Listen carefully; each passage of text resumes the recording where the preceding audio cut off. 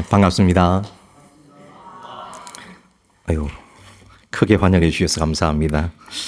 밑에 계신 분들이 크게 이렇게 인사 안 해주시는데, 예, 크게 인사해 주시니까 저도 캄보디아 말로 인사를 한번 드리겠습니다. 캄보디아 사람들은 줌리업 수어라고 인사합니다. 줌리업 수어는 안녕하세요라는 뜻입니다. 근데 이 사람들은 아주 공손한 사람들이라서 그냥 말로만 하지 않고 이렇게 손으로 표현하는데 숨빼야 인사법이라고 합니다. 이 사람들은 조금 자기보다 이렇게 높은 사람이다 하고 어머니, 아버지 정도 되어지면 코에 이렇게 갖다 대고 이렇게 인사를 하고, 또 자기 스승님이라든지 그러면 이 정도 여기 인중에 갖다 대고, 왕이다 그러면은 막 이렇게 그리고 자기보다 조금 만만하다 싶으면 조금 내려옵니다. 이렇게. 그래서 여러분 같이 한번 해보겠습니다. 쭌브리업수어인데 옆에 사람 보시고 조금 만만하다 싶으시면 조금 내리시고 인사하시면 되겠습니다. 같이 해보겠습니다. 쭌브리업수어.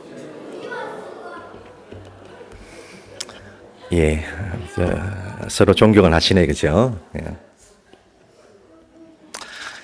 구약 시대 때 하나님은 어떻게 선교를 하셨을까요?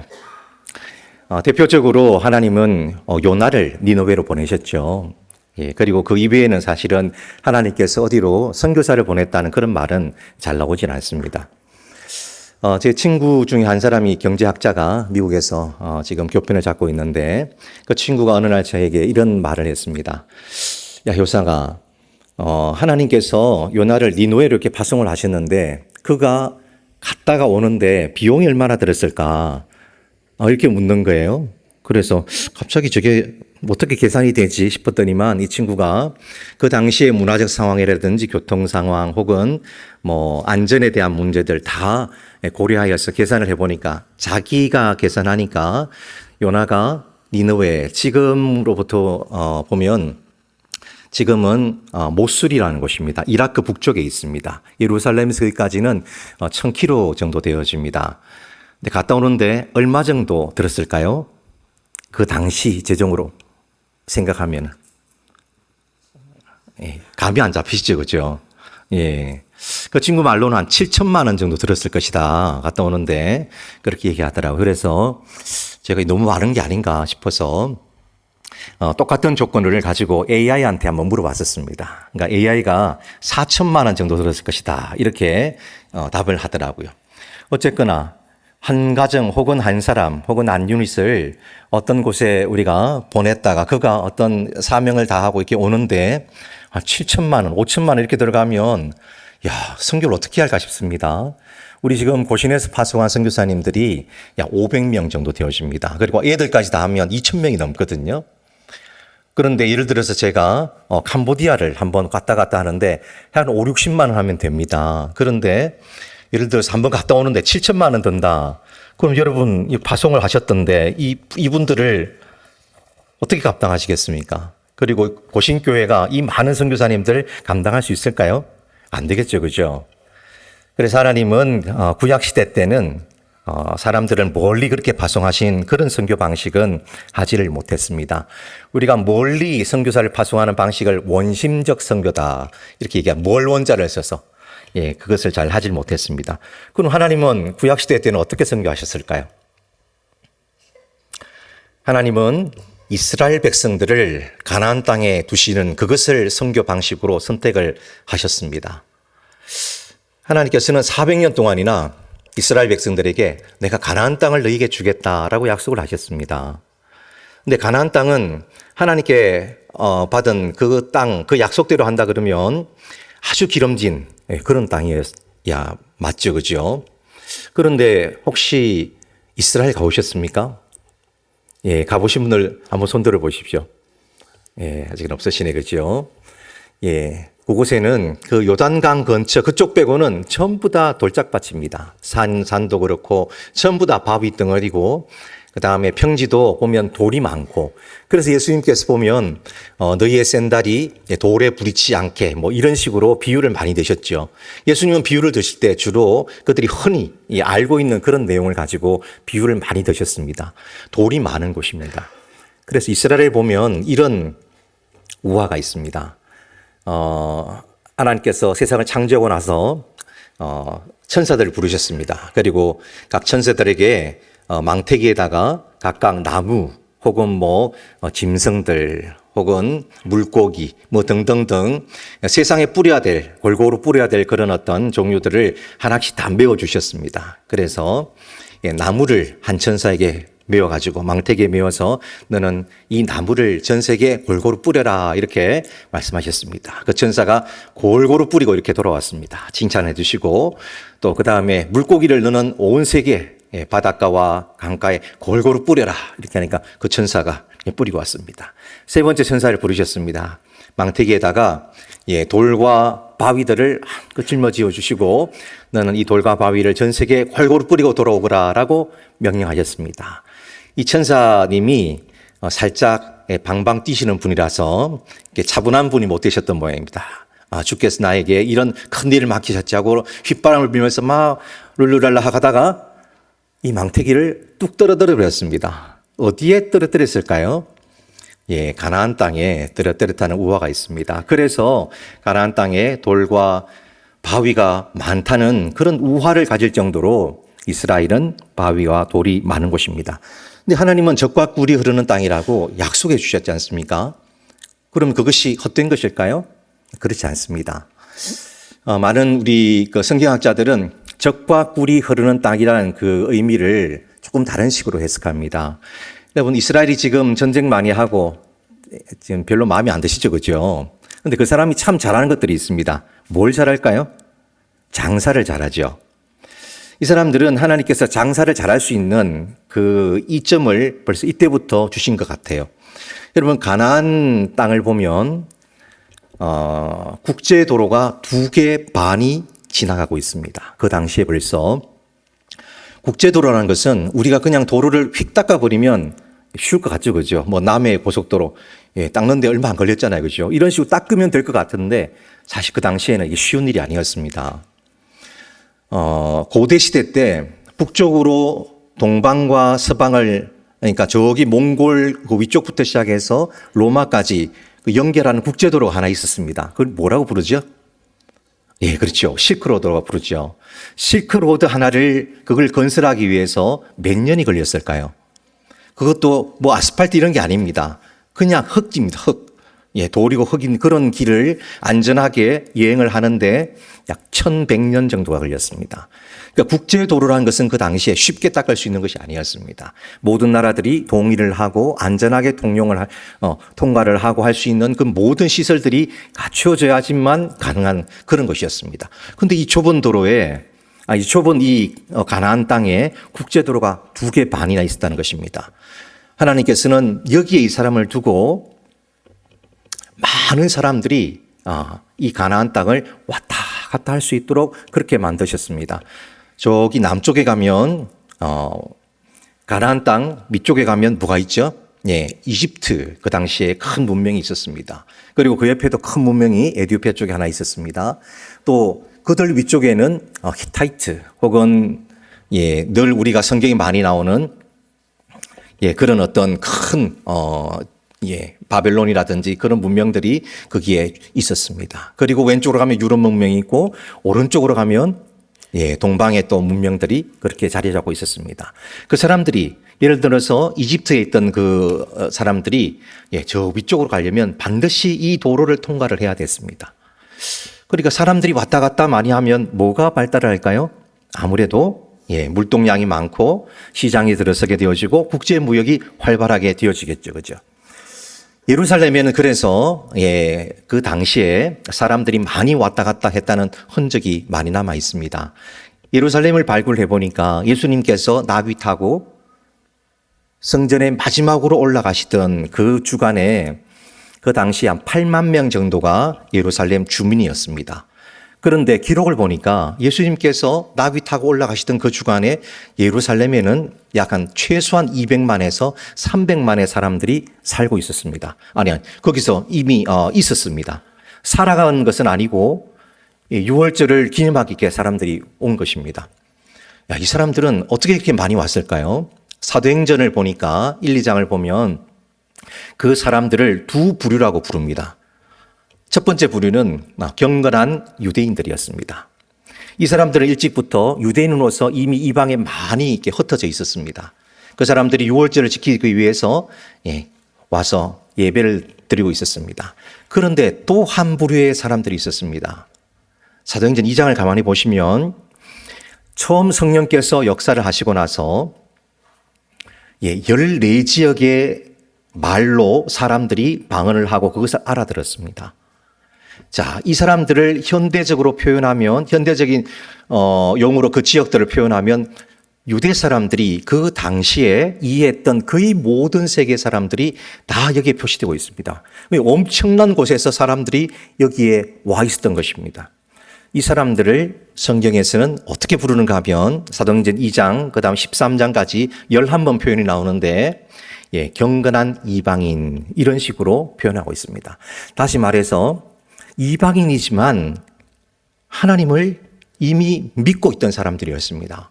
근데 그 사람들이 자기 지역에서 유월절을 지키기 위해서 여기에 온 것입니다. 와, 대단하죠. 이방인들은 사실은 성전에 들어올 수 없었습니다. 지금 우리 예배드리는 이런 곳에 이방인들은 들어올 수 없었습니다. 대신에 뭘 만들었을까요? 이방인의 뜰을 만들었죠. 그들이 와서 그곳 밖에서 이렇게 기웃기웃하면서라도 하나님을 섬기기 위해서 이 사람들이 와 있었습니다. 얼마만한 사람들이 와 있었을까요? 그 당시 기록을 보면 약 한 100만 명 이상의 사람들이 와 있다고 기록이 되어 있습니다. 어마어마한 숫자죠. 유대의 백과사전이라는 것이 있는데 거기 보면 예수님께서 살아계신 그 의관과 돌아가시고 나서 속사도 시대, 처음 속사도 시대의 의관에 이 사람들이 약 전 세계 100만 명 이상의 사람들이 살고 있었다. 자, 그럼 여러분, 하나님은 구약시대 때 선교사를 파송하기가 힘드셨습니다. 왜? 돈이 너무 많으니까. 별로 하지 않으신 것 같아요. 우리 유대의 기록에 아무리 봐도 선교사를 파송을 했다는 기록은 사실은 거의 없습니다. 그런데 이 사람들은 어떻게 하나님을 믿게 되었을까요? 어떻게 믿게 되었을까요? 궁금하시죠? 그게 오늘 저희가 살펴볼 내용입니다. 누가복음 오늘 본문 말씀은 오늘 본문 다시 보시면 한 율법 교사가 예수님을 찾아옵니다. 그리고 그가 묻습니다. 예수님, 어떻게 해야지 내가 구원을 얻습니까? 근데 이 율법 교사하면 지금 같으면 이게 목사님들이시죠. 그런데 영생을 어떻게 얻습니까? 라고 질문을 합니다. 예수님께서 율법에 뭐라고 기록됐냐라고 26절에 물으시니까 그가 대답을 잘했습니다. 내 마음을 다하고 이렇게 해서 하나님을 사랑하고 또 똑같이 이웃을 사랑하라. 그렇게 대답하니까 예수님께서 네 말이 옳다. 그대로 행하거라. 이렇게 칭찬을 했습니다. 그걸로 끝나면 좋을 텐데 그가 좀 잘 보이려고 혹은 또 뭔가 좀 더 궁금한 것이 있어가지고 예수님께 하나를 더 묻게 되었습니다. 그게 29절입니다. 같이 한번 읽어보겠습니다. 29절 말씀입니다. 시작. 그 사람이 자기를 옳게 보이려고 예수께 여짜오되 그러면 내 이웃이 누굽니까? 라고 묻습니다. 자, 이 말이 무슨 말일까요? 내 이웃이 왜 갑자기 이런 질문을 했을까요? 그리고 이 질문에 대한 대답으로 예수님께서 주신 비유가 바로 선한 사마리아 비유입니다. 여러분 가만히 생각해 보십시오. 이 두 지금 구절이 연결이 잘 되십니까? 내 이웃이 누굽니까? 라고 질문했는데 선한 사마리아 비유를 예수님께서 드셨습니다. 주로 선한 사마리아 비유를 여러분 들으셨을 때 목사님들은 이렇게 주로 해석하십니다. 그리스도인은 착해야 돼. 이런 결론으로 보통 끝나게 되었습니다. 그렇게 해석하면 큰일 납니다. 이 구절은 선교학적으로 굉장히 중요한 구절입니다. 자, 29절에 내 이웃이 누굽니까? 라는 질문은 이런 뜻이 담겨 있는 것 같습니다. 하나님을 사랑하는 것은 구원과 관계되죠. 그죠? 하나님을 사랑해야지. 그래야 구원받죠. 그죠? 그런데 그가 생각할 때 그건 맞는 것 같아. 그런데 이웃을 사랑하는 것이 과연 구원받는 것과 무슨 상관이 있지? 이런 의문이 드는 것입니다. 여러분, 하나님을 사랑하는 것은 구원과 관계가 있습니다. 그런데 내 이웃을 사랑하는 그것이 어떻게 구원과 관계가 있을까요? 그가 지금 질문하는 것은 영생에 관한 것이었습니다. 영생에 관한 것. 여러분, 이웃을 사랑한다고 구원 받습니까? 그렇지 않죠. 그죠? 우리가 예수 그리스도를 믿어야지만 십자가에서 우리 죄를 용서하신 예수 그리스도를 믿어야지만 그래야지 그 은혜로 구원을 받게 되어집니다. 사실 구원은 이웃을 사랑하는 것과는 일차적으로 아무 상관이 없습니다. 그런데 지금 그래서 그가 묻는 것입니다. 내 이웃이 누굽니까? 라는 이 질문에는 이웃을 사랑하는 것이 구원과 어떤 관계가 있습니까? 라는 질문입니다. 그때 예수님께서 주신 비유가 바로 선한 사마리아 비유인 것입니다. 지금부터 제가 선한 사마리아인 비유를 아주 많이 각색을 할 테니까 저를 이단 쳐다보지 하지 마시기 바랍니다. 각색을 아주 많이 하겠습니다. 지금 저기 중동에 여러분 전쟁 때문에 지도가 뉴스에 많이 나와서 여러분들도 이제 눈에 익으실 그 지도를 한번 상상해 보시기 바랍니다. 저기 오만 요즘 많이 나오죠, 그죠? 예, 오만 그쪽에서 한 대상이 있었습니다. 여러분 오만에서 추측하기로 동방 박사들이 오지 않았나 그렇게 생각합니다. 왜냐하면 거기가 지금도 몰약이 전 세계 대부분이 나는 곳이기 때문입니다.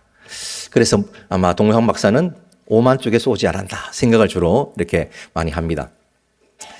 예를 들어서 저 오만 쪽에서 큰 대상이 소문을 들었습니다. 이 사람이 듣기를 예루살렘에 가면 거기 가면 온 세계의 사람들이 와가지고 무역을 한다더라. 그리고 돈을 많이 벌 수 있다더라. 이 소문을 듣고는 그가 큰 대상을 꾸렸습니다. 아주 진귀한 물품을 많이 준비를 해서 그가 무역을 하러 이제 떠났습니다. 그래서 실제로 예루살렘에 가보니까 장사가 잘 되었습니다. 유럽에서 온 사람들, 아프리카에서 온 사람들과 같이 만나서 무역을 하고 진귀한 물품도 또 많이 마련하고 돈도 많이 벌어가지고 그가 예루살렘을 떠나서 자기 집으로 이제 가고 있는 그 길이었습니다. 그 길을 따라 내려가는데 어디를 따라 내려가야 되는가 하면 오늘 본문에 나오는 여리고를 반드시 지나야 됩니다. 그 길이 그쪽으로 연결되어 있기 때문입니다. 자, 여리고는 굉장히 이게 낮은 예루살렘에 비하면 아주 가파른 그쪽에 위치하고 있습니다. 이 당시에 실제 기록에 보면 여기는 때 강도가 실제로 굉장히 많았다고 합니다. 예수님께서 여기에 강도 비유를 든 이유는 실제로 거기에 많은 대상들이 혹은 장사치들이 지나가는 그런 길목이었기 때문에 강도들이 많았다고 합니다. 근데 이 사람이 강도를 만났습니다. 그리고 물건을 다 빼앗기고 그리고 거의 죽을 만큼 그가 두드려 맞고는 방치되었습니다. 그리고 그냥 두면 정말 죽게 될 그런 지경까지 가게 되었습니다. 그런데 그 길을 왔다 갔다 하는 수많은 나라 사람들이 다 그냥 지나가는 것입니다. 본체만체하고 자기도 저런 꼴을 당하지 않을까 싶어가지고 조심조심하면서 자기 길을 빨리 이렇게 갔습니다. 그런데 하나님을 믿는 여호와를 믿는 어떤 사람이 자기를 데려다가 종합병원에다가 그렇게 오랫동안 데려다가 치료를 해주고 그리고 오랫동안 돈을 많이 들여서 치료를 하고 나서 자기 집에 데려와서 또 오랫동안 가료를 해주었습니다. 그리고 그가 정신을 차렸을 때 물어보았습니다. 당신이 어떻게 해서 여기까지 오게 되었고 또 왜 거기에서 어려움을 당하고 그게 거의 죽게 되었습니까? 물어보니까 이 오만 사람이 대답을 한 것입니다. 사실 나는 그곳에서 이런 소문을 듣고 장사로 왔는데 돈을 많이 벌는데 이런 강도를 만나서 이런 지경에 이르게 되었습니다. 그렇게 대답을 했습니다. 참 딱한 소식을 들었습니다. 그러자 이 하나님을 믿는 사람이 그가 집에 돌아갈 여비도 없는 거예요. 그래서 돈을 좀 빌려주었습니다. 각색입니다. 성경에 없습니다. 돈을 어느 정도 빌려주고 그가 다시 좀 장사를 하고 원금은 갚고 남은 이익을 가지고 자기 집에 돌아갈 수 있도록 그렇게 조치를 해 주었습니다. 집에 돌아갔습니다. 오만에 돌아갔습니다. 그리고 자기 집 사람들 혹은 또 친척들, 친구들을 오랜만에 이렇게 모아가지고 이야기를 했습니다. 돌아온 이야기를 했는데 이 강도 만난 사람이 이스라엘 사람들에 대해서 어떻게 얘기했습니까? 여러분 같으면 어떻게 얘기하겠습니까? 이 때려 죽을 놈들, 정말 나를 이런 꼴로 만들어 놓은 아주 나쁜 놈들이야. 야, 어떻게 그런 놈들이 있을까? 야, 정말 나쁜 놈들이야. 아무도 나를 돌보지 않고 그냥 지나가더라. 죽을 뻔했는데 그런데 이상한 사람이 있더라. 야훼라는 신을 믿는 그 사람들이 있는데 이 사람들은 정말 특별하더라.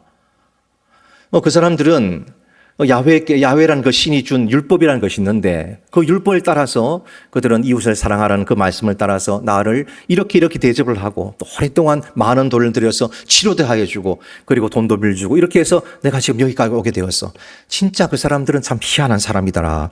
이런 식으로 이야기하지 않았을까 생각이 되어집니다. 여러분 어떻습니까? 제가 억지 같습니까? 어떠십니까? 제가 지금 여러분께 말씀드리고 싶은 것은 구원의 서정에 관한 어떤 부분입니다. 아까 목사님께서 어렵게 말할 것이 다라고 했는데 다른 것은 어렵지 않으시고 요 단어가 좀 어려우실 텐데 구원의 서정이란 말은 신학적인 용어이기도 합니다. 구원의 여정이란 말로 바꿀 수 있습니다. 우리가 예수님을 처음에 예수님께서 우리를 부르시죠. 콜링 부르시죠. 소명을 주시죠. 부르시고 나서 우리가 그 다음에 성화의 과정도 겪고 그 다음에 겪어가지고 9단계를 거쳐서 우리는 마지막 주님의 품에 영원한 안식을 취하게 되어집니다. 그러니까 우리가 처음 예수님을 믿고 그 다음에 영원한 하나님 나라에 개인적으로 들어가기까지 우리가 믿음의 어떤 여정을 그것을 구원의 서정 혹은 구원의 여정이다. 이런 식으로 우리가 부릅니다. 자, 하나님께서 우리의 구원의 서정을 통하여서 우리가 살아가는 동안에 우리가 믿기로 하나님은 우리가 그냥 혼자 살아가는 것이 아니라 우리의 구원의 서정이 다른 사람의 구원의 서정에 영향을 주도록 그렇게 삶을 살도록 우리를 부르셨다. 이렇게 우리는 고백을 하고 믿어왔습니다. 여러분, 우리 인생의 목적이 뭘까요? 저는 크게 3가지 종류로 나눌 수 있다고 생각합니다. 경건주의자들이라고 부르는 사람들이 있습니다. 그분들은 인생의 목적이 예수님의 성품에 가까워지는 것입니다. 그게 되면 그냥 모든 것이 이루어지는 것입니다. 그래서 어떤 분들은 평생을 저기 수도원도 가가지고 예수님과 가까워지는 거기에 평생을 드리는 그런 분도 계십니다. 예수님과 가까워지면 여러분 좋은 곳이잖아요. 우리는 근본적으로 경건주의자여야 합니다. 그렇지만은 저는 경건주의자를 넘어서야 된다고 생각합니다. 자, 그 다음 이렇게 생각하시는 분들이 있습니다. 와, 우리 인생의 목적은 한 사람이라도 더 전도해서 교회로 데려오는 거야. 이런 식으로 생각을 합니다. 어떻습니까, 여러분? 이것도 중요하죠. 여러분, 올해 혹은 작년에 여러분 한 사람이라도 전도해서 교회로 데려온 분 한번 손 들어 보십시오. 전도해서 교회로 한 사람이라도 데려온 분 한번 손 들어 보십시오. 참 요즘에 힘듭니다. 어느 교회를 가도 지금 직장 속에서 혹은 내 주위에서 한 사람을 교회로 데려온다는 것만 해도 요즘은 기적 같은 그런 일입니다. 그런데 하나님은 그런 쉬운 삶으로 우리를 부르시지 않았다는 것입니다. 오히려 하나님은 우리가 살아가는 그 구원의 서정, 그 여정을 통해서 내가 살아가고 있는 우리의 영역 속에서 다른 사람의 구원에 관여하도록 내 삶을 그렇게 보여주도록, 그래서 하나님 나라를 보여주도록, 그래서 그들이 하나님 나라를 보고 하나님께 돌아오도록 그런 어려운 삶으로 우리를 부르셨다고 우리 개혁교회는 믿습니다. 참 어렵죠. 한 사람 그냥 거기서 우리 직장 속에서 혹은 여러분 뭐 아파트 같으면 같은 동에서 한 사람 전도하기도 사실은 굉장히 힘든 그런 시대입니다.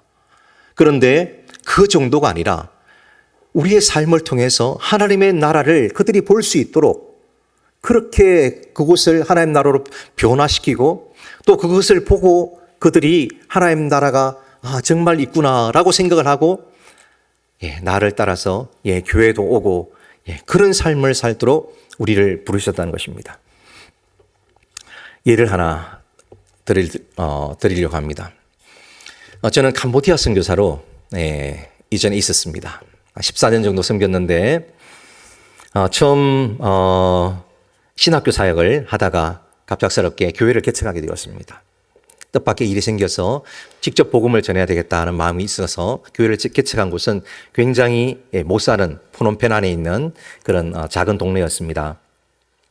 교회를 개척해서 교회가 처음에 성령께서 역사하시고 그래도 좀 벅적벅적하고 그랬습니다. 그런데 불교 국가입니다. 94%가 소성 불교고 모든 동네가 절 안에 있다시피 하는 그런 구조입니다. 그러니까 교회가 조금 북적북적하니까 스님들이 싫어하시더라고요. 그래서 우리를 쫓아내려고 열심히 이장님을 조르셔가지고 결국 저희가 쫓겨나게 되었습니다. 한 1년 반 정도 있다가 저희가 교회가 없어졌습니다. 민저희 교회라는 이름을 붙였는데 교회가 없어졌어요. 그 마을이 없어졌습니다. 그리고 쫓겨나가지고 어떻게 할까 하다가 옆에 마을로 이제 가가지고 교회를 지어야 되겠다. 교회를 지으면 쫓겨날 가능성이 줄어듭니다. 그래서 교회를 이제 지으려고 땅을 마련했는데 맹지라 그러죠. 아주 좁은 여기 지금 복도보다 조금 더 넓은 그런 골목길을 정말 꼬불꼬불 이렇게 들어가서 마지막에 있는 그런 맹지를 구입을 하고 이제 교회를 건축하려고 자재를 옮겼습니다. 옛날 산발이 아시죠, 그죠? 오토바이인데 산발이로 되어 있는 거 있으시죠? 그런 거에다가 시멘트하고 모래 이런 걸 실어가지고 좀 하루 동안 날랐습니다. 그리고 그 다음날 이제 또 모래하고 또 실어가지고 이렇게 들어가는데, 이상하게 교회 앞에 한 10m 그 앞에 모래를 누가 사람 키만큼 이렇게 다 쌓아놓은 거예요. 완전히 이렇게 못 들어가게. 그래서 누가 이렇게 했나 싶은데 나중에 알고 보니까 그 옆에 앞에 집에 사오피오라는 아주머니가 계시는데 이분이 그렇게 해놓으신 거예요. 이분이 왜 그렇게 해놓으신가 하면 그분은 그 나라는 마을마다 불교 조직으로 되어 있습니다. 그러니까 월요일날은 이 조직이 절에 가서 스님들을 섬기고 화요일은 이 조직이 또 섬기고 이런 식으로 조직으로 다 되어 있습니다. 그런데 그 조직에 수장이 있어요. 불교 조직에 이분이 우리로 말하면 보살 같은 절에 늘 가가지고 스님들 돌보하는 그런 어떤 분이셨고 이분은 경찰 공무원이셨는데 꽤 직급도 있는 분이셨습니다. 그리고 그 동네는 에이스 마을이 큰 게 옆에 두 개가 있는데 그 중간에 있는 아주 못 사는 사람들이 있는 그런 동네였습니다. 근데 이분은 다 쪽방촌이에요. 조그만 정말 판자로 만든 그런 쪽방촌이 쭉 이어지는데 그분 이 건물은 방이 67개 정도 있는 6층짜리 건물을 쪽방촌 건물입니다. 그것을 크게 6층으로 지어가지고 가지고 있었던 동네 유지이기도 했습니다. 와, 이분은 정말 동네 힘 있는 분이었습니다. 그러니까 이분이 교회가 들어온다고 하니까 창세 이후로 자기 동네는 처음 교회가 세워지는다고 하니까 깜짝 놀라셔가지고 바로 모래로 막아놓은 겁니다. 어떻게 하겠습니까? 새벽에 몰래 가가지고 모래를 살짝 파내고 사람이 뭐 옮기고 이렇게 해가지고 참 우여곡절이 많았습니다. 이분의 정말 레이저를 쏘는 듯한 그 눈총을 받아가면서 얼마나 싫어하시는지 1년 1개월 만에 그래도 교회가 건축이 되었습니다. 건축이 되고 나가지고 제가 이분을 찾아갔습니다. 한국에서 가져온 좋은 선물들을 한 보따리 가지고 이 사오피오 아줌마 집에 찾아갔습니다. 제가 갑자기 똑똑하고 찾아가서 쑥 들어가니까 이 아줌마 놀라가지고 뭐 얼굴이 막 울그락불그락 하면서 뭐 싫어한 티를 너무 내시는 거예요. 제가 앉으라 서지도 않았는데 그냥 들썩 주저앉아가지고 이게 앉으세요 하고는 제가 주인처럼 앉히고는 제가 물었습니다. 사오피오 아줌마 제가 누군지 아시죠? 저는 이제 기독교 선교사고 목사입니다. 근데 혹시 이렇게 교회를 이렇게 싫어하시는데 혹시 교회에 나가보신 적 있으십니까? 하니까 없다는 거예요. 내가 어떻게 교회를 나가? 그러면서 그럼 예수님을 아십니까? 하니까 그분이 안다는 거예요. 내가 예수님을 알아 그러는 거예요. 아니 교회를 안 나가보시고 어떻게 예수님을 압니까? 교회를 나오셔야지 그 다음 예수님을 아시죠. 그러니까 자기를 안다는 거예요. 교회를 나오셔야지 압니다 하고는 교회를 나오시면 제가 예수님에 대해서 알려드리겠습니다. 오늘 저녁 9시에 교회로 오시면 제가 예수님에 대해서 알려드리겠습니다 하니까 그분이 짜 이렇게 하시는 거예요. 짜에는 두 가지 의미가 있습니다. 캄보디아어로 하나는 예란 뜻이에요. 남자들은 바라고 합니다. 바바. 제가 누가 이야기할 때 그냥 제가 바바 이렇게 늘 추임새로 하거든요. 그러니까 이런 뜻입니다. 그게 입에 붙어 있어요. 사람들이. 여자들은 짜 이런 식으로 합니다. 그런데 또 하나 의미는 예라는 의미가 있습니다. 짜에는 예라는 의미가 있고 하나는 그냥 추임새가 있죠. 이런 뜻인데 그분이 짜 하시길래 그분은 그냥 맞받아친 거예요. 그냥 이런 식으로 그냥 하는데 저는 그것을 예라고 해석하고 짜 하셨습니다 하고는 저는 돌아가 버렸습니다. 오늘 9시 오는 겁니다 하고는 기다렸습니다. 진짜 9시에 올까? 9시에 왔습니다. 그래서 3층에 그때는 이제 뭐 의자도 없고 맨바닥이었는데 거기 앉혀놓고는 복음을 전하기 시작했습니다. 요한복음 가지고 복음을 전하기 시작했습니다. 왜 왔을까요? 저를 쫓아내야 되니까. 하여튼 뭐 레이저를 쏘시는데 하여튼 이게 그래도 무조건 그냥 복음을 전했습니다. 하다가 시간이 다 안 돼가지고 1시간 하다가 다 못했으니까 내일도 오세요 하니까 내일도 왔습니다. 그리고 내일도 와야 됩니다. 또 내일 왔습니다. 결국은 3개월 동안 왔습니다. 매일 왔습니다. 이분도 지금 얼마나 화가 나셨으면 왔겠습니까? 근데 3개월이 지나고 나니까 이분이 듣고 있다는 게 확신이 들더라고요. 그리고 4개월째 되었을 때 저한테 이런 A4지에다가 양면 7장이니까 양면으로 하면 14장의 편지를 간보디로 써가지고 저한테 주더라고요. 간증문이었습니다. 본인이 어떻게 예수님을 나는 이렇게 고백합니다 하고는 이렇게 14장짜리를 저한테 적어서 4개월 만에 주셨습니다. 이분이 예수쟁이가 된 것이죠. 진짜. 그리고 성경이 저희는 작지만은 한 2배 반쯤 됩니다. 크기가. 캄보디아 성경이 큰데 그거를 한 권 선물을 해드리고 이제 세례라는 것이 있고 학습이 있는데 학습을 받으려면 신약을 다 읽어야 된다. 이것을 읽으면 우리 그 세례 준비를 할 것이다 라고 이렇게 소개를 했습니다. 그리고 성경을 드렸습니다. 그 다음날 제가 아침에 일찍 새벽에 또 신학교 출근을 해야 되거든요. 가고 있는데 그 골목 꼬불꼬불한데 이분들은 새벽 한 5시 반 되면 다 일어나가지고 전부 다 더우니까 그 골목에 조그만 의자 놓고 다 앉아 있습니다. 거기서 밥 먹고 사람들이 그럽니다. 근데 그 사오피오 아줌마가 자기 집 앞에 조그만 의자를 두고 큰 성경을 펴고 읽고 있더라고요. 근데 제가 신학교에서 퇴근하고 왔는데 또 읽고 있는 거예요, 거기에. 이분이 그 출근하고 오셨나? 싶을 정도로 읽고 있는 거예요. 그 다음날도 또 읽고 있고, 그 다음날도 또 읽고 있고, 계속 읽고 있는 거예요. 앉아가지고. 그 집사람 말로는 출근도 잘 안 한대. 거기는 경찰 공무원이 출근도 잘 안 합니다. 알아서 그냥, 합니다. 출근을 잘 안 한다는 거예요. 계속 앉아서 본다는 거예요, 성경책을. 그 보니까 굉장히 많이 읽었더라고요. 근데 어떨 때는 눈물을 뚝뚝 흘리면서 읽고 있는 거예요. 와, 제 마음속에 이제 큰일 났다. 교회 아무도 안 오겠다. 그런 생각이 들었습니다. 그 이유는 이분이 진짜 악한 사람이기 때문입니다. 이 사오피 아줌마를 처음 봤을 때, 와, 사탄의 얼굴 같았어요, 진짜. 얼마나 악한지 사람이. 그리고 이분은 결혼을 한 사람입니다. 나이가 그때 제가 만났을 때 54세셨거든요. 우리나라 나이로. 근데 남편이 도망가 버리고 없어요. 남편이 이혼 안 했는데 도망가 버리고 없고 남자가 수시로 바뀌더라고요. 거기도 쉐임 컬처입니다. 부끄러움을 아는 문화입니다. 우리나라 50년대, 60년대 시골에 보십시오. 그런데 보면 이렇게 부끄러운 짓 하면 나 부끄러워하고 그런 거 있잖아요. 그것도 그런 문화입니다. 근데 남자가 이렇게 계속 바뀌는 거예요. 수시로. 이 사람이 워낙 힘이 있는, 그 동네 힘이 있는 사람이라 가지고 뒤에서 수근수근하고 앞에서는 감히 이렇게 뭐라고 못하는 그런 사람이었습니다. 그리고 얼마나 참 악한가 하면 그렇게 돈이 많은데도 에이즈 환자들이 거기 그 집에 많이 살았습니다. 집이라는 것이 딴 게 아니라 요 위에 강대상 요만합니다. 집 하나가. 애들은 얼마나 많이 낳는지 한 집에 한 5, 6명 이렇게 됩니다. 여기에 빠글빠글하게 이렇게 살아가는데 화장실 부엌도 따로 없고 밖에 따로 이렇게 하나를 사용합니다.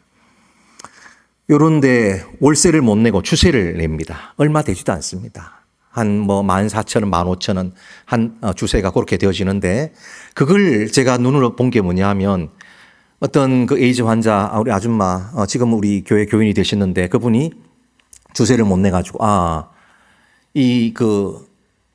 쫓아내는 거예요. 하루라도 늦으면 위에서 그냥 이불 하고 몇 가지 가재도구도 없는데 밖에 던져버립니다. 밑으로 그냥 나가라고. 피도 눈물도 없는 그런 사람이었습니다. 그런데 이 아주머니가 이 예수님 믿고 변화되는 게 하나 있었습니다. 그게 뭐냐 하면 일단 싱글벙글 웃기 시작해요. 주일학교가 9시에 저희 시작했는데 주일학교 선생님도 아닙니다. 옛날에는 애들이 이분을 되게 무서워했어요. 곁에도 안 가려고 그러고 막 두드려 패고 하여튼 그런 분이었는데 주일학교 하는 선생님도 아닌데 밖에 애들 보면서 싱글벙글 웃고 있어요. 징글벙글 웃고 있고, 나중에 애들 뭐 과자도 본인이 막 사주고, 그리고 에이즈 환자들 거기에 나오시는 분들한테 바나나를 주기 시작하더라고요, 이렇게. 그 다음에는 생선도 주기 시작하고, 그 다음 그 비싼 소고기도 주기 시작하고. 에이즈 환자들은 요만한 알약이 있습니다. 이게 빌 게이츠 재단에서 전 세계에 보급하고 있는데 공짜로 보급합니다. 국가별로 하는데 이걸 먹으면 거의 우리 일반인들처럼 평생을 그냥 살 수 있습니다. 그런데 한 가지 조건이 있습니다. 정말 잘 먹어야 됩니다. 우리보다도 훨씬 잘 먹어야 됩니다. 만약에 영양이 떨어지면 감기만 걸려도 바로 폐렴으로 가고 바로 죽습니다. 그만큼 이 영양이 중요하기 때문에. 근데 이 사람들도 에이즈 환자들은 대부분 다 90년대 이분 그 미국하고 국제 유엔 기구에 몇 년 통치를 받았습니다. 그 기간에 에이즈가 확 들어왔는데 이게 많이 퍼졌습니다. 그때 이분들이 주로 몸 팔던 그런 분들입니다. 참 이분들이 제가 전도를 해도 참 안 되더라고요. 에이즈 동네가 옆에 큰 게 2개 있으니까 그분들 전도하려고 했는데 진짜 이분들은 참 악하고 사람들이 정말 전도가 안 되었습니다. 뭔가를 많이 갖다 주고 해도 안 됐습니다. 그런데 그 에이즈 환자들이 이 사오피오 아줌마가 어떻게 했는지는 모르겠지만 이런 식으로 뭐 자꾸 갖다 주고 이런 걸 하고 나중에 이런 간증까지 들었습니다. 저희 교인들이 간증을 참 좋아하는데 뭐 하다가 설교하는데 나와서 자기가 간증을 해요, 그냥. 쓱 나와가지고 자기 이야기를 하고 얼마나 마이크를 좋아하는지. 에이즈 환자 한 분이 아줌마가 이런 얘기 하더라고요. 하루는 자기가 주세를 못 내가지고 이제 쫓겨나겠구나 싶어서 주섬주섬 보따리 싸고 있는데 이렇게 그 문지방 밑으로 봉투가 이렇게 쓱 들어오더래요. 이렇게 하나. 그걸 보니까 주세를 한 몇 주 정도 낼 수 있는 딱 그 돈이더래요. 얼른 문을 훅 열고 누군가 싶어서 보니까 후삭당 내려가는데 계단으로 내려가는데 보니까 주인 그 사오피오 아줌마더래요. 그러니까 자기가 받을 그 주세를 자기가 이렇게 몰래 준 거예요. 이런 식으로. 이 아줌마가 조금씩 이런 식으로 변화되기 시작했습니다. 조금씩 변화되어지고 지금 저희 그 민저희 교회 교인들이 에이즈 환자들이 상당히 많습니다. 그 상당히 많은 그분들의 대부분은 이 아줌마가 조금씩 변화되어지는 그것을 보고 나온 사람들입니다. 참 희한하더라고요. 그렇게 전도가 안 됐는데. 그런데 여러분, 이분은 정말 저희를 이 사오피오 아줌마는 정말 애간장을 끓게 만든 분이었습니다. 정말 이분 때문에 저희 부부가 한 10년은 수명이 짧아졌을 거예요. 이분을 초기에 성도기 때문에 또 성령 충만을 받았기 때문에 이분을 지금 우리로 말하는 권사로 이렇게 세워야 되는데 이분은 끝까지 뭐가 하나가 안 되는 게 있었습니다. 그게 뭐냐면 남자를 못 끊는 거예요. 뭔가 이렇게 막 은혜 받고 뭐 이렇게 막 열심히 봉사하고 뭐 잘하려고 그러는데 또 보면 남자가 와 있어요. 그럼 우리 집사람은 또 막 가가지고 문 벌컥 열고 가면 막 쥐어 팹니다. 막 쥐어 패면서 엉엉 울어요. 막. 그걸 못 참냐고 또 쥐어 패고 그러면 저는 치리를 합니다. 공적으로. 주일날 여기 세워가지고 또 치리를 하고 자기는 또 엉엉 울면서 잘못했다 그러고 그게 몇 번을 반복된지 모릅니다. 몇 년 동안. 와, 정말 이렇게 안 변하나. 이게 이분을 따라서 참 그 많은 그 에이즈 환자들이 교회로 등록한다는 것, 이 약한 에이즈 환자들이 교회로 등록해서 참 정말 예수 믿는 사람들이 되어가는, 다시 말해서 이 사오피오 이 아줌마의 구원의 서정의 기간 동안 조금씩 변화되어져 가는 그 모습을 보고 이 에이즈 아줌마들, 구원에 관계없던 이 사람들이 구원의 서정 속으로 들어오고 그들도 구원의 서정이 시작되어지고 예수 그리스도와 동행하는 그런 삶을 살아가도록 만드는 이 아줌마를 보면서 참 감사해야 되겠죠. 그런데 이 아줌마가 얼마 전에 비로소, 몇 년 전에 비로소 남자를 완전히 이게 다 끊어냈습니다. 그걸 극복을 해내더라고요. 그래서 직분을 세웠습니다. 그리고 저희는 철수를 하고 왔습니다. 우리 지금 여기 계신 우리 어르신들은 아마 30년, 40년 신앙생활 하셨을 것입니다.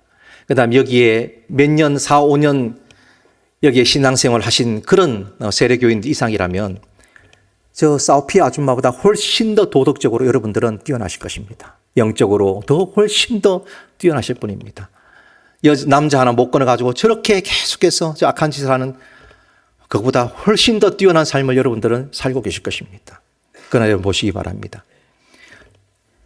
하나님께서 보실 때 저렇게 부족해도 저렇게 계속해서 부족한 면이 있어도 그 부족한 그 사우피오 아줌마의 신앙의 여정이 여전히 부족해도 그의 신앙에서 조금씩 예수 그리스도의 성품으로 바뀌어져 가는 그것을 하나님은 귀하게 보시고 그것을 통하여서 많은 사람들을 구원시키는 놀라운 일을 하시는 것을 저는 봤습니다.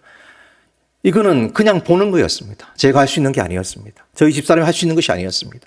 한 사람을 통해서 이렇게 역사를 하시는구나 라는 것을 보게 되었습니다. 사랑하는 우리 성도 여러분, 하나님께서 이스라엘 백성들을 가나안 땅에 두시고 마치 그들이 여기에 나오는 선한 사마리아인처럼 그가 비록 부족하고 그들은 사마리아 사람들은 늘 죄인이라고 취급받았습니다. 실제로 그런 사람들이었고 그렇지만 그가 하나님 앞에서 어떤 모습을 보여주고 하나님 나라를 보여줬을 때 저기 다 죽어가는 저 5만 사람 그런 사람들이 예수 그리스도를 믿었습니다. 그리고 그들이 100만 가까이나 믿게 되었습니다. 여러분 루디아 잘 아시죠? 루디아가 그런 사람이었습니다. 경건한 이방인이었습니다. 또 어떤 사람들이었을까요? 백부장이 그런 사람이었습니다. 그런 사람들이 예수 그리스도를 그렇게 믿게 되어진 것입니다. 여러분 고린도 회당 옆에 살았던 디도유스도 그가 그런 사람이었습니다. 그렇게 예수님을 믿게 되었습니다. 그렇게 하나님을 알게 되었습니다. 데오빌로가 그런 사람이었습니다. 에티오피아 여왕 간다게 네시가 바로 그런 사람이었습니다.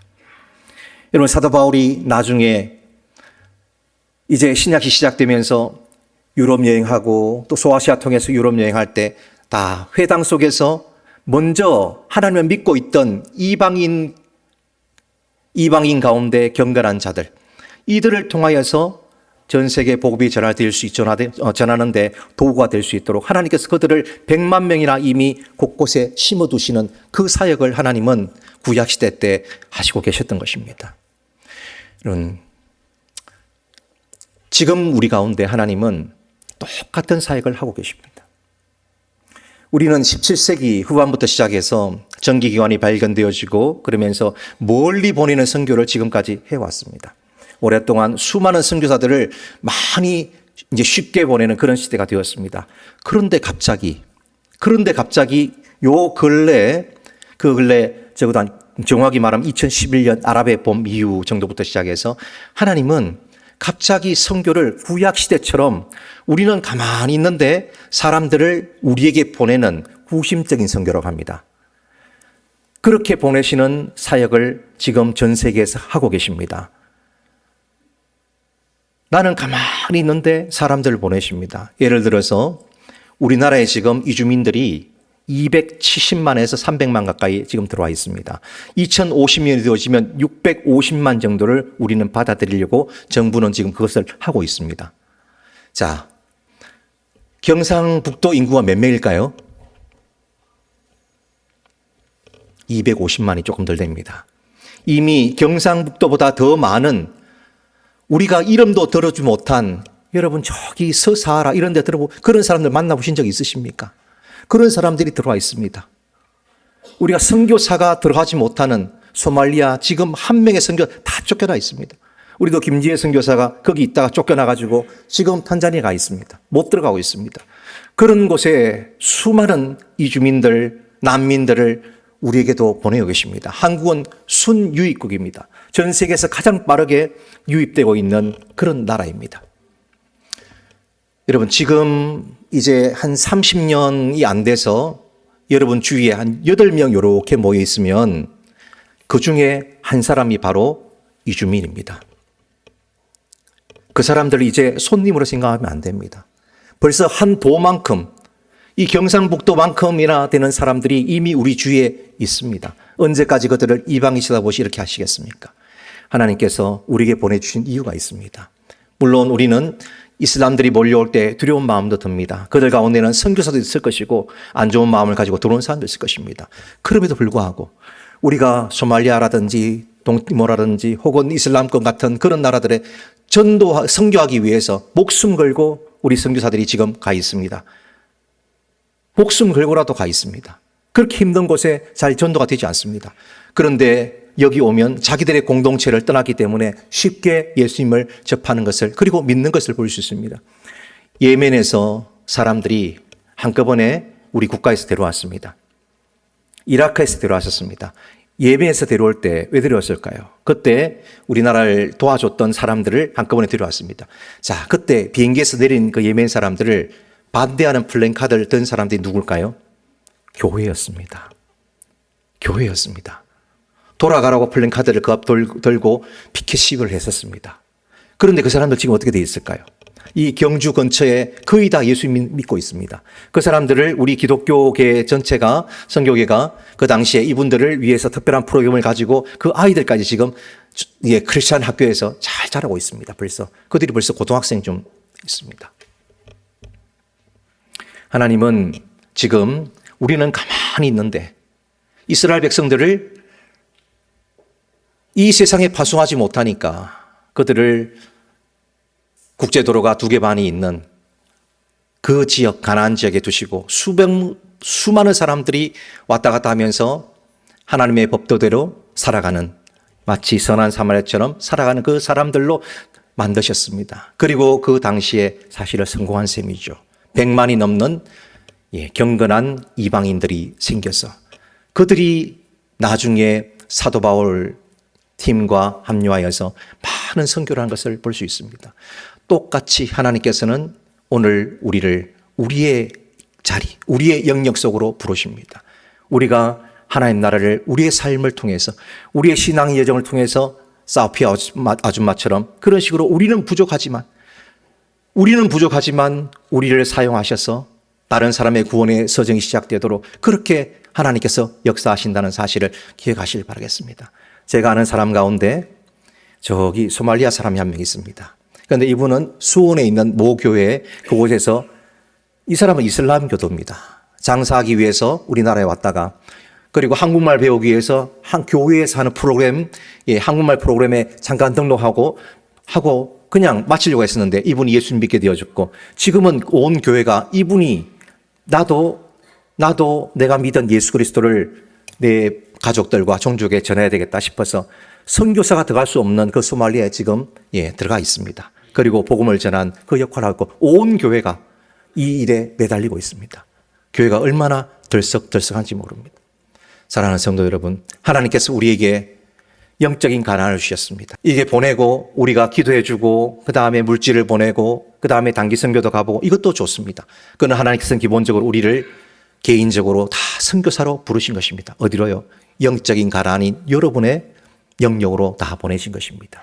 그리고 그곳에서 선한 사마리아인처럼 여러분의 신앙의 구원의 서정을 통하여서 다른 사람의 구원의 서정이 시작되도록 여러분을 부르고 계신다 사실을 꼭 기억하시고 이 시대는 구심적 선거 시대라는 것을 다시 한번 여러분들이 꼭 기억하시기를 바라겠습니다.